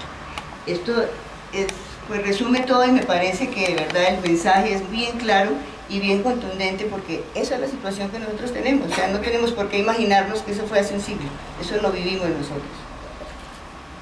Hay cosas muy interesantes como esta. En la vida no hay cosas que temer, solo hay cosas que comprender. Yo diría que con eso ella aporta a la educación. O sea, lo importante no es tanto temer o no es tanto tratar de hacer las cosas, sino comprenderlas. Comprenderlas es lo importante y eso lo hizo ella tratando. Mostraban ahora cuando hablaron de su biografía, cómo ella... Giovanni. Ya, me parece que hay que devolverlo. Cómo ella durante su juventud trabajó con los niños, pero con los niños de campesinos, con los niños que no tenían mucho acceso a poder ser educados. Ella trabajaba con ellos, ella se interesaba por la educación, ella les trataba de enseñar las matemáticas, la ciencia que ella sabía, y les transmitía todo su positivismo, porque era una mujer que podía mostrar todo su amor a la patria y cómo se debía trabajar. Entonces yo creo que esa es una de las enseñanzas que ella nos dejó, la educación. Y aquí estoy diciendo eso exactamente, o sea, ella dice, produce una gran tristeza pensar que la naturaleza habla mientras el género humano no la escucha. A finales de los años 80 del siglo XIX, ella organizaba actividades para los niños en las zonas rurales en las que enseñaba la lengua polaca, porque eso no era permitido, enseñaba la historia y historia de álgebra y todos sus ideales de positivismo. Esto casi le cuesta el exilio en Siberia, o sea, a ella la amenazaron. Bien, pero el otro aspecto de ella, que es del que más hemos hablado hoy, que de verdad pues nunca nos cansaremos de analizar y de admirar, es que ella hizo ciencia, y ella dice, la ciencia es bella, y es por esa belleza que debemos trabajar en ella, y quizás algún día un descubrimiento científico como el radio puede llegar a beneficiar a toda la humanidad. Ahí nos dimos cuenta en las explicaciones de hoy cómo esto se realizó, cómo llegó el trabajo de ella a beneficiar a toda la humanidad. Y entonces, pues, decíamos su aporte en tecnología, pues ella misma dio el ejemplo. Ella, durante la Primera Guerra Mundial, lo vimos ahorita recorrió los hospitales de campaña para ayudar a los cirujanos con las nuevas técnicas radiológicas. ¿Y por qué? Porque tenía que mirar, descubrir si había balas dentro de los cuerpos, si había rastros de metralla ocultos, y pues eso le valió a ella el título pues, de Suprema Bienhechora de la Humanidad, cosa que a ella no le gustaba mucho que la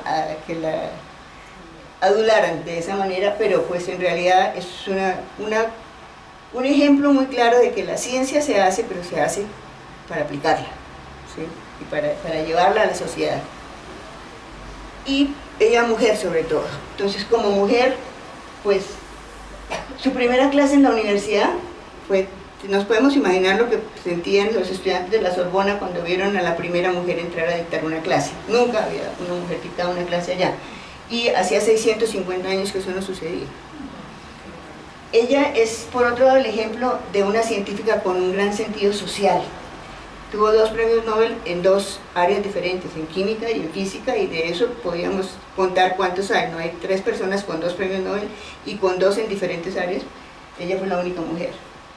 Y pues mostró siempre un gran sentido humanitario. O sea, eso es, no sé si es que eso es muy femenino o que era una cualidad especial de ella. Otra cosa que es interesante es que ella hizo ciencia, pero tanto ella como su esposo nunca quisieron patentar. ¿Por qué? Porque ellos pensaban que la ciencia es para la humanidad. La ciencia es para que los otros científicos sigan trabajando. La ciencia no es para provecho propio. Eso le da una idea cómo era ella, desde el punto de vista personal como mujer. Decía en alguna parte, y eso me llama la atención enfatizarlo, nunca he creído que por ser mujer deba merecer tratos especiales. De creerlo, estaría reconociendo que soy inferior a los hombres, y yo no soy inferior a ninguno de ellos. O sea, por otro lado, no solamente una persona con un gran sentido social y patriótico, sino que también ella sabía que ella valía mucho y lo hacía notar. O sea, ella valía igual que los hombres. ¿Por qué? Porque siempre es un poco esa sensación de que el hombre es el que tiene poder, el hombre es el que sabe, el hombre es el que da las órdenes, y pues la mujer no tiene las mismas prerrogativas, entonces un poco se siente inferior. Y ella ahí da ese ejemplo y dice, no he creído que por ser mujer deba tratos especiales. O sea, me tienen que tratar igual porque soy igual. Como mujer, entonces, ella siempre fue una mujer muy recatada, como lo hemos visto, pero a pesar de eso, ella sigue irradiando el aura imponente de una mujer revolucionaria. O sea, más bien la conocemos, la científica, yo creo que como revolucionaria, que se enfrentó con valentía a los prejuicios de la época. Eso no es fácil. Ella fue blanco de una campaña de desprestigio a la mejor manera de las redes sociales actuales. ¿Por qué? Porque el desprestigio venía de la envidia, estaba alimentada por la xenofobia, por el machismo, por la rivalidad académica también. Pero los grupos más conservadores le decían que se fuera de Francia, que saliera de Francia, que ella era extranjera, y que no se debía inmiscuir en los asuntos académicos. Además tuvo también un gran problema por osar ejercer una sexualidad que ya estaría impedida por su viudez, una época donde eso realmente no era aceptado y fue perseguida por eso. Pero a pesar de todo eso, ella fue muy recatada y fue una mujer revolucionaria. Bueno, ahora sí voy a donde yo quería llegar, y es todos estos ejemplos de María Curie nos llevan a que hay una estrecha relación entre ciencia y tecnología, entre ciencia y educación, entre ciencia y mujer. Y eso es que quiero un poco aplicarlo a la situación actual. Y entonces mirar un poco desde el punto de vista de Colombia. ¿Cómo tenemos? Según la revista Dinero, de las 2.500.000 empresas que hay en Colombia, 2.400.000 corresponden a micro y pequeña industria. Son las empresas que requieren apoyo de la ciencia y la tecnología para que los productos puedan ser competitivos. Eso es absolutamente necesario y urgente. ¿Qué por otro lado que tenemos? Estamos en el punto 6 del PIB en actividades de ciencia y tecnología y punto 2 en investigación y desarrollo. O sea, con estos números difícilmente vamos a poder llegar siquiera a los niveles de los países vecinos. Entonces, ¿qué necesitamos? Yo digo que necesitamos un sistema de ciencia y tecnología que facilite el flujo del conocimiento desde su origen, como lo hizo María Curie, ya sea en las universidades, en los centros de investigaciones, donde sea, hasta la sociedad. Hay que hacer consciente a la sociedad de la importancia de la ciencia, pero para eso hay que enseñársela, hay que llevársela, hay que divulgarla. Y ese papel aquí en Colombia lo juegan las universidades. Las universidades tienen normalmente, pues como su misión, desarrollar investigación. Eso lo hacen muy bien y lo hacen cada día mejor porque hay incentivos. Hay incentivos económicos, pero incentivos al fin y al cabo, y eso lo hacen bastante bien. Hay formas profesionales también de muy alta calidad, pero la parte de divulgación y difusión yo no la he visto en las universidades. Las universidades se dedican prácticamente a formar profesionales y a desarrollar investigación. Nosotros necesitamos divulgar, necesitamos que la sociedad se entere de lo que hacen los científicos. Si están haciendo tan buen trabajo científico como lo es, porque hay de física nomás hay más de 3.000 publicaciones en los últimos 5 años en las mejores revistas del mundo. Luego sí estamos haciendo ciencia, pero ¿quién sabe eso? Pues nadie, porque no se divulga. Y otra cosa que me parece muy importante es incluir las mujeres y las niñas en la ciencia, porque en esto que estamos hablando, que es relación de ciencia con tecnología, pues ahí es donde hay menos mujeres. Ahí sí, en lo que es física, en lo que es matemáticas, en lo que es ingeniería, no llega al 20% de las mujeres en ciencia. Y hace muchísima falta todas esas cualidades femeninas en lo que queremos hacer, en llevar la ciencia a la sociedad. Entonces aquí tengo más o menos el resumen. El conocimiento que contribuye al desarrollo sostenible requiere una sólida base científico-tecnológica local. Eso es la relación entre ciencia y tecnología. La paz, tan importante para nosotros ahora, la paz se construye desde la primera infancia y a lo largo de la vida a partir de un proceso educativo integral. Ahí está la educación. Eso es iniciativa de la UNESCO, en Educación para la Ciudadanía Mundial, o sea, no es específico de Colombia, pero nos dicen directamente a nosotros la necesidad de relacionar ciencia y educación. Y ¿qué notamos? Un gran vacío respecto a la difusión de la ciencia en las universidades, que son centros científicos de excelencia y deben ir hacia las comunidades, deben hacer su socialización en la región donde trabajan.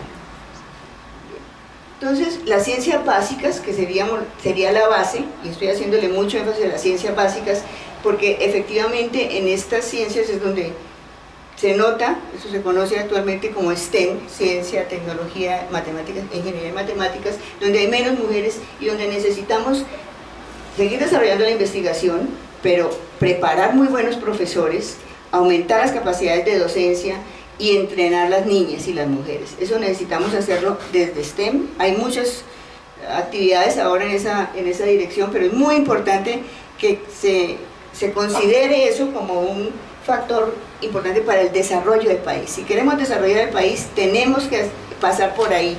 Tenemos que llevar la educación a los campos, tenemos que llevar a la sociedad los resultados de la ciencia que se hace en el país.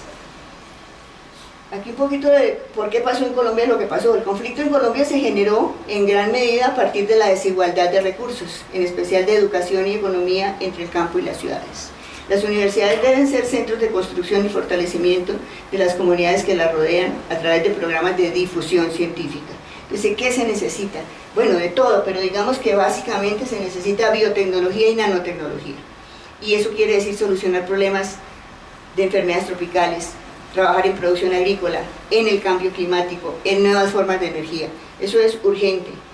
La UNESCO señala que las ciencias básicas e ingeniería son elementos fundamentales para crear sociedades sostenibles del conocimiento.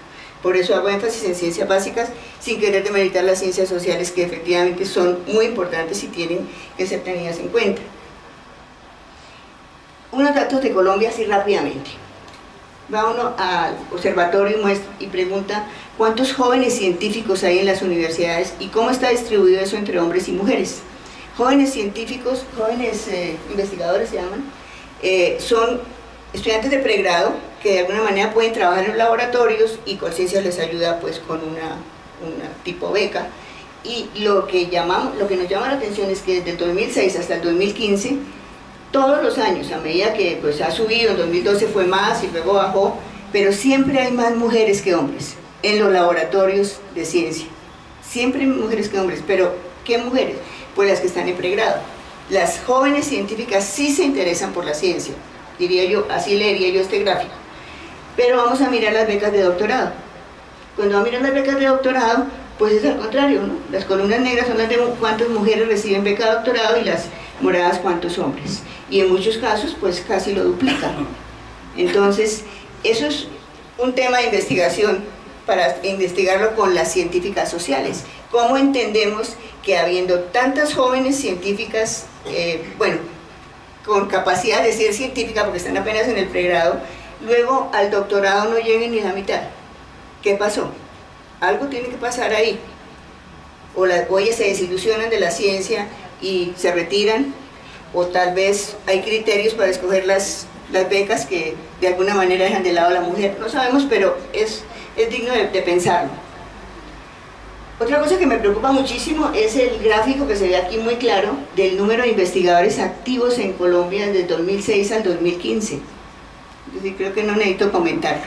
Es aterrador que el número de investigadores que en el 2011 iba por los 20.000, pues ya va por debajo de los 10.000 y bien notorio. Y el presupuesto para ciencia del año entrante disminuye. Bueno, pues así difícil desarrollar el país. O sea, ustedes no se pueden imaginar que vamos a desarrollar el país si no se desarrolla la ciencia.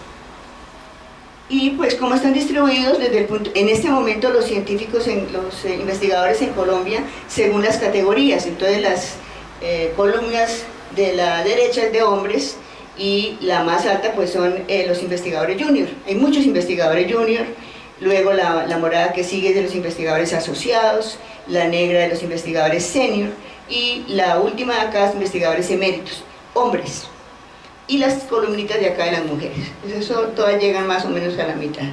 Sí, estamos de buenas. Esos son los números que tenemos en Colombia. O sea, no es tomado de nada, son números y a mí me parece que los números siempre hablan por sí solos. O sea, eso siempre convence. Entonces, simplemente quisiera yo decir, para contribuir efectivamente al desarrollo del país en tiempos de posconflicto, debemos aunar esfuerzos con las universidades para acercar el conocimiento científico a la sociedad, en especial a las comunidades alejadas. Hay que tratar de ir a las comunidades alejadas, no es fácil, pero sí tendríamos que hacer ese esfuerzo para poder sacar de la situación en que están, sobre todo los colombianos que viven muy alejados de las ciudades. Y pues este sería el resumen de lo que yo quise decir. O sea, la educación es fundamental para el desarrollo y para conseguir la paz y para mantener la paz, para construir la paz. Entonces, es nuestro principal objetivo, lograr la educación.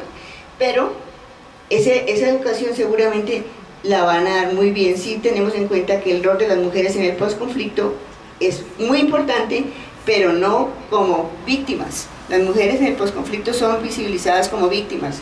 No, veamos las mujeres como líderes con capacidades de construir procesos, y las hay en Colombia. O sea, es más bien desde ese punto de vista que debemos aprovechar el 50%, el 52% de la población colombiana que somos mujeres para poder salir avante en todos los problemas que se presentan en el posconflicto.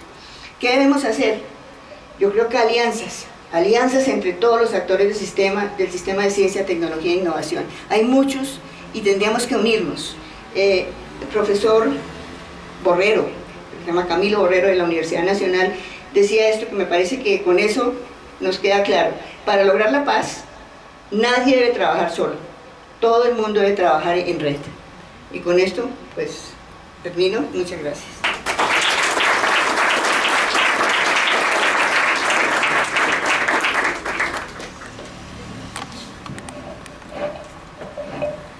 Muchísimas gracias, Ángela. Y ahí hay mucha tela para cortar de lo que dijo Ángela realmente, pero yo solo quiero mencionar una cosa porque la tengo muy viva en mi mente, y es esto de la valentía de las mujeres. Todo lo que nos cuentan que hizo María durante la guerra. En estos días, posiblemente muchos de ustedes no lo saben, se están conmemorando los 200 años del fusilamiento de Policarpa Salabarrieta. Policarpa Salabarrieta fue la heroína colombiana por excelencia, y fue fusilada con 24 años de edad. Y era, creo que la valentía de Policarpa era comparable, guardadas las proporciones, con la de María, por la vida que ella vivió en medio de una guerra, ella apoyando a la gente que estaba luchando contra los españoles. Realmente la historia de Policarpa Salabarrieta vale la pena que los jóvenes la conozcan. En Colombia nos faltan héroes, y ojalá los héroes fueran María Curie y no los otros que utilizamos. Ojalá los héroes fueran Francisco José de Caldas y no los otros que utilizamos, o que fuera Policarpa Salabarrieta y no los otros que utilizamos. Entonces, muchísimas gracias, Ángela, porque me despertaste esa sensación de lo importante. Y otra cosa que yo aprendí de Ángela en una de las charlas aquí, es algo que se llama, que todos ustedes han oído nombrar, sobre todo las mujeres, es el techo de cristal. Sí. El techo de cristal es una cosa que yo nunca había oído nombrar, y que parece ser tan real en muchas comunidades, y es que las mujeres llegan a un determinado sitio y de ahí no pasan. Pero la frase de ella deberíamos enmarcarla: prácticamente no soy ni más que nadie ni menos que nadie, y tengo el derecho a estar donde estoy porque me lo gané. Yo creo que eso es muy importante, y eso también se lo debemos vender a todas las mujeres y a todos los jóvenes. No somos ni más que nadie ni menos que nadie, y tenemos el derecho a tener una posición importante en el mundo. Colombia, como dijo Ángela, está en una situación tremenda desde el punto de vista de la financiación de la ciencia y la tecnología. Estamos muy mal, 0,2% del Producto Interno Bruto, cuando cualquier país que se respete, y cualquier país de esa cosa que se llama la OCDE, donde el gobierno colombiano quiere entrar, tiene un promedio del 2,4% del Producto Interno Bruto. ¿Cuándo vamos a llegar allá? Muy difícil. Pero una de las cosas que estamos tratando de hacer es sensibilizar a los candidatos para que piensen en esto y para que incluyan la ciencia y la tecnología como parte de sus programas de gobierno, y no simplemente lo dejen. Ayer, por ejemplo, en el pedazo que yo alcancé a ver de la entrevista que le hizo Yamid Ahmad a Humberto de la Calle, Humberto de la Calle mencionó la ciencia y la tecnología y mencionó la educación, pero a Ahmad le pareció lo más innecesario del mundo hablar de eso, y seguía tratando de sacarle de la Calle con quién era que se iba a aliar y cuál era la alianza que iba a construir. Y la ciencia, la tecnología y la educación a Yamid Ahmad le importaron 5 centavos. Y así, y es una persona que tiene una visibilidad importante en el país, y prácticamente estas cosas lo traen sin cuidado. Pero bueno, ese es el discurso político. Tenemos, bueno, ya prácticamente se nos acaba el tiempo, pero si alguien de la audiencia quiere hacer un comentario, una pregunta, por favor.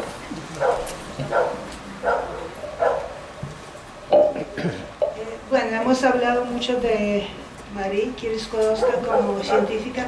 Me gustaría darle algunos pequeños detallitos como era como persona, y no de biografías que escribió su hija, pero más bien de otros aportes de afuera.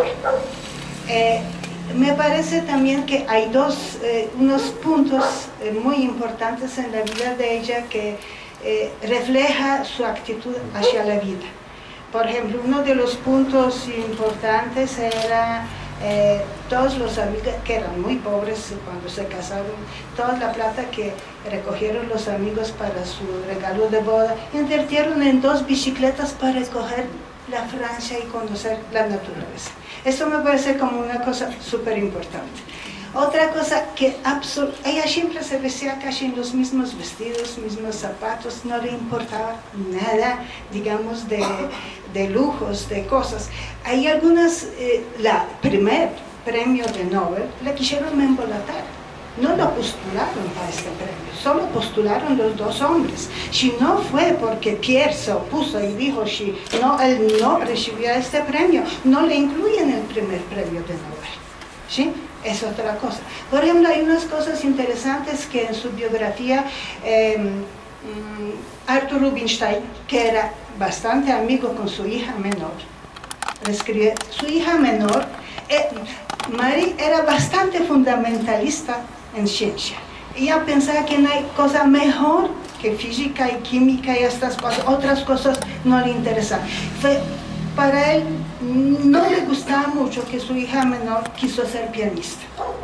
Y finalmente, no, absolutamente, finalmente ella fue periodista, pero comentarios de ella que frustraron la carrera, digamos, de Eva, era porque en este momento ya su mamá era tan conocida que ella cuando salía al escenario para dar su concierto, antes de tocar ya le aplaudían, le daban flores y algo. Entonces dije, ¿cómo yo puedo saber si soy buena o soy mala? Y yo sé que no es para mí, es para mi mamá, pero no puedo nunca saber a qué puedo llegar con esta adulación a mi mamá. Yo sé que es a mi mamá, no es a mí, ¿sí? Y estas flores. Por ejemplo, otros elementos, ella después de la muerte, después de Irene Casay se fue de la casa y después de la muerte de su marido, ella vivía con Eva. Eva era, digamos, movía bastante en círculos elegantes, digamos, no especialmente elegantes, pero más o menos, ¿sí? Artísticos y algo donde la gente se vestía un poco a la moda y todo. Cada vez que ella quería invitar a mamá a almorzar y me dice, mamá dice, es que me daría pena que me vieran a mí con mi vestido, con mi hija tan elegante. La hija se ponía hasta a llorar con eso. Dice Arthur Rubinstein que una vez que le invitaba mucho a Eva a almorzar y a comer, la invitó finalmente a él a la casa y quiso como compensar todas estas invitaciones. Entonces una cena muy elegante y algo, y mamá no le gustó nada, derrochando el dinero para una cena debe ser para comer y no para... Y como Arthur Rubinstein era tan de buena vida, le gustaba tan buena comida y mujeres y todo lo que le gustaba, todos los lujos, mejor dicho. Entonces no le gustó nada eso, ¿sí? Y además, como sabía que Arthur Rubinstein era tan de buena vida y tan derrochador, antes de comida le echó todo un discurso sobre bondades del comunismo. Para de una vez para saber dónde ella está ubicada en su posición. Y además también en su biografía Arthur Rubinstein comenta que, por ejemplo, le impresionó que por su actividad científica tenía todas las manos quemadas por radiación. Y finalmente sabemos que su muerte prematura fue también por radiación, digamos, que recibió. Es unos pequeños aportes personales. Nos da su nombre. Soy Melania Kovalevska. Muchas gracias. ¿Vive aquí en Colombia? ¿Usted vive? Sí, yo soy de profesión geógrafa, pues, y también trabajo en muchas cosas. Enseñé en Tadeo Lozano, en los Andes, en Nacional en Medellín, también trabajo en consultorías y cosas así. Muchas gracias. ¿Alguien más? ¿Pregunta, comentario? ¿Algo que ustedes quieran agregar de lo que ustedes mismos dijeron? ¿Algo que no les haya gustado, colega? Tenemos... ¿El vídeo? ¿El vídeo? Bueno, me alegra mucho que Ángel haya mencionado el tema pues, del papel de las mujeres en Colombia, pero en física, por ejemplo, hoy en día hay realmente mujeres brillantes en Colombia, que se destacan y están muy por encima de los caballeros, ¿no? Y quiero destacar el caso de Ana María Rey, por un lado, que es muy joven, tiene 30 y pico de años, y pues muchos la candidatizan para el premio Nobel. Se ganó el premio a la mejor tesis de doctorado en Estados Unidos en física atómica, y es una egresada aquí en la Universidad de los Andes. Y hay otra muy brillante que es Alejandra Olaya, que es profesora en Londres también, ganó la medalla más prestigiosa que tiene Inglaterra en física, que es la medalla Maxwell. Y hay otra que es muchísimo más joven, que es Laura Becerra, que es una egresada de la Universidad Industrial de Santander, y que en 6 meses en la Universidad de Roma había producido 3 artículos que le daban para la tesis de doctorado con un margen enorme. Ella está ahora haciendo un postdoc en California. Es muy satisfactorio y a mí me encanta que eso esté pasando, y ojalá crezca muchísimo más. Pero también en otras ciencias, pues las mujeres empiezan a destacarse, y yo creo que en el futuro van a aportarle muchísimo al país. Yo quería nada más decirles respecto a lo que ha dicho la doctora, que es verdad, bueno, 49 si incluimos a la de economía, pero Alfred Nobel estableció 5 especialidades: de física, química, literatura, ¿cuál se me olvida? Medicina, perdón, fisiología o medicina y paz. Hay 48 si no contamos economía, que es una aportación posterior de la Fundación Nobel, que parecen muchas, pero ya no son tantos si tenemos en cuenta que en esas mismas especialidades los hombres tienen 832 premios Nobel. Es decir, llegamos aproximadamente un 3%. Y este año, por ejemplo, en el 2017 ha habido, y 2016 también, se ha dado premio Nobel, en este caso el 2017, a 14 hombres. Sin duda alguna se lo merecían. Lo extraño es que en el mundo entero no haya habido una sola mujer que haya merecido el premio Nobel. Y si me permite, yo sí que tengo claro por qué sucede esto. Porque los comités están formados por hombres. E inevitablemente ellos dan por hecho que los hombres lo merecen, pero la mujer de una manera diferente tiene que demostrarlo. Entonces, yo lo digo siempre, y además me parece una vergüenza para la Fundación Nobel que ni este año ni el año pasado ninguna mujer haya merecido en ninguna especialidad ser reconocida como premio Nobel. Es algo profundamente injusto, sin quitar mérito a los hombres, pero no entiendo por qué razón ninguna lo merece. Nada más. Yo quería, aludiendo a lo que decía la profesora, que es verdad que Marie Curie fue incluida en el primer premio Nobel porque fue informado Pierre Curie por un amigo del Comité Nobel que no estaba propuesta en la candidatura, estaba solo propuesto Becquerel y él. Y es Pierre Curie el que escribe una carta que se conserva en el archivo Nobel, en el que informa que María acababa de leer su tesis doctoral ese mismo año, había sido nombrada doctora honoris causa, doctora cum laude con mención muy honorable, y adjunta a la carta en la que dice que no recibirá el Nobel si no se incluye a Madame Curie la tesis en la que se demuestra que todo el trabajo que había realizado Marie. Se vuelve a reunir el Comité Nobel por segunda vez y se la incluye en un premio compartido, la mitad para Becquerel y la mitad para el matrimonio Curie. Es así como Marie llegó al Nobel, realmente porque su marido exigió la inclusión en el Nobel. Evidentemente es la familia con más Nobel, son 5 Nobel, 2 de Marie Curie, 1 de Pierre, otro de su hija Irene y otro de su yerno Frédéric Joliot. Su hija, desde luego, siguió el talante de su madre, fue una gran luchadora por la igualdad de la mujer, de hecho fue la primera secretaria de Estado cuando ni siquiera las mujeres tenían derecho al voto en Francia, puso las bases del CNRS, realmente el Centro de Investigación francés, y fue una pionera en la lucha por la igualdad a ejemplo de su madre. Hay que recordar que Marie siempre mantuvo la igualdad en su laboratorio, tuvo muchísimos becarios gracias a grandes magnates norteamericanos y nunca admitió a nadie que por mérito propio no lo consiguiera. Y había muchas mujeres en su laboratorio y hasta 17 nacionalidades distintas en el año 1932 trabajaban en el Instituto del Radio. O sea que madre e hija fueron realmente pioneras en muchas cosas, pero unas grandes defensoras, cada una a su modo, del derecho de la mujer y de la igualdad de la mujer y del intelecto. El vídeo quiere que vamos a finalizar. Hay una pregunta más.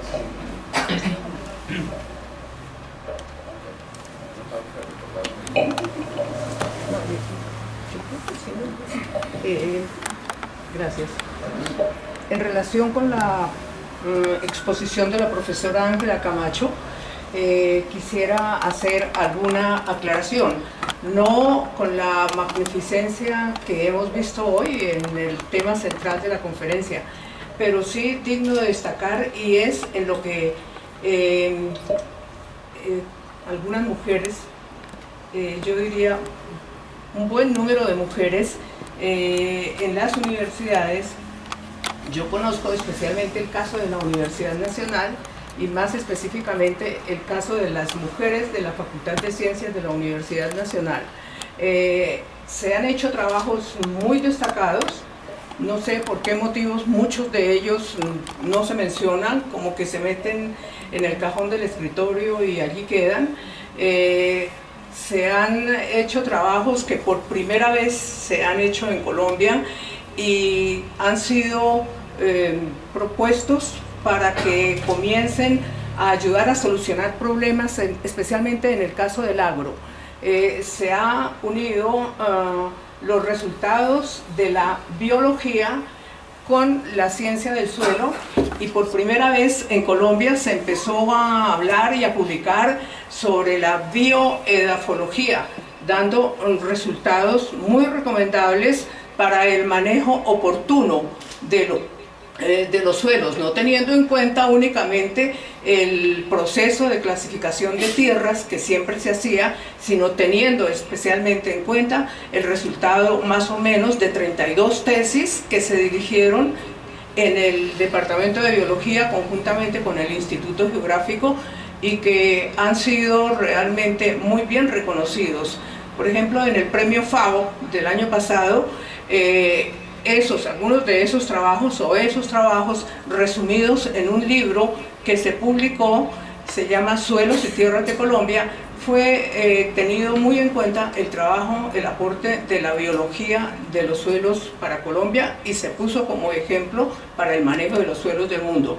Pero también ese mismo trabajo, bueno, tuvo un premio significativo en Colombia, aunque muy pequeño en el mundo entero, pero es el premio Alejandro Ángel Escobar, también un premio a trabajos que han hecho especialmente profesoras, científicas, biólogas que trabajan en la Universidad Nacional, así fueron egresadas de otras universidades. Y finalmente, yo sí quisiera reconocer que tesis que se han hecho, por ejemplo, en el Departamento de Biología de pregrado, y que fueron utilizados en universidades alemanas, francesas y canadienses, fueron presentadas como trabajos para solicitar la oportunidad de hacer una maestría en esas universidades. Esas universidades reconocieron esos trabajos de pregrado en nuestra universidad, los reconocieron como trabajos de maestría y esas personas entraron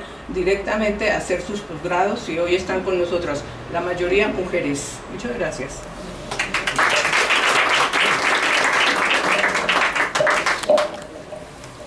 Ahora sí, entonces el video.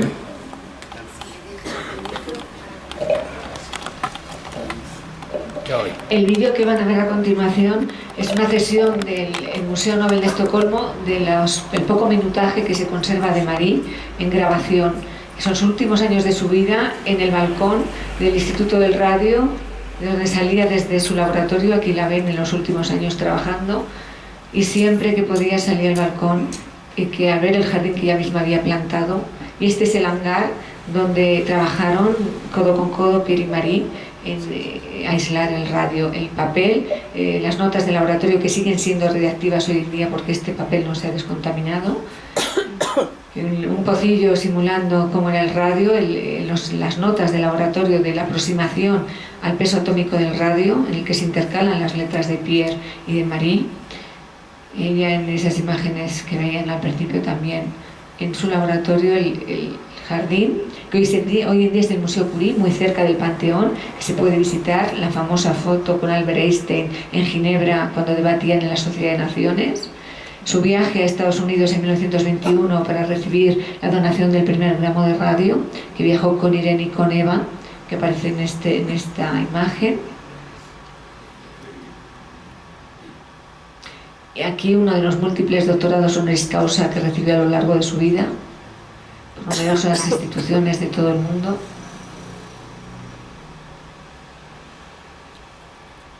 Y normalmente solía viajar acompañada por una de sus hijas, alternativamente. A Iberoamérica solo vino a Brasil con Irene, un viaje en el que dejó también una gran huella en este país. Y aquí la solemne entrada en el Panteón de Hombres Ilustres de los restos de Pierre y Marie Curie, convirtiéndose en la primera mujer y la primera persona extranjera, de origen extranjero, que recibía este honor en presencia de Mitterrand, de Lech Walesa y de su hija Eve Curie. Y estas son las imágenes de la ceremonia, que las ha cedido el Museo Curie. Y a continuación es un vídeo. No está el otro vídeo. Pues entonces aquí se acaba. Muchas gracias.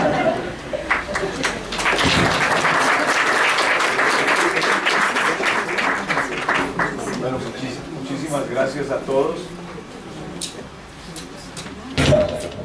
Muchas gracias a todos, a los panelistas, ciertamente, por tan enriquecedoras presentaciones, maravillosas todas, muchas gracias.